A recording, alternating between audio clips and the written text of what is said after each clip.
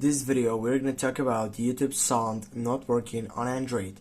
Firstly, also I need to mention that there is no difference between getting that problem on Android or getting that problem on iPhone. It is the same problem, the same process for fixing the problem and all that stuff, but in this case I'm working on Android, but as I said, it doesn't matter.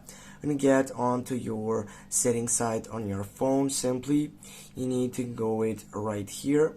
And as you get on that selection, you need to scroll down and go for applications. And when you check out that selection, simply you need to go and go on the search box and type for the main point, or right here, the main point, it is for YouTube. Just go for YouTube. And as you get right here, what you can do simply, you can check it over if you have an update section for it, if you don't have the latest version of YouTube. If you have it, simply you need to go uninstall and then reinstall the application. Or if you have an iPhone, you can simply click on offload application. It will take the same process but automatically.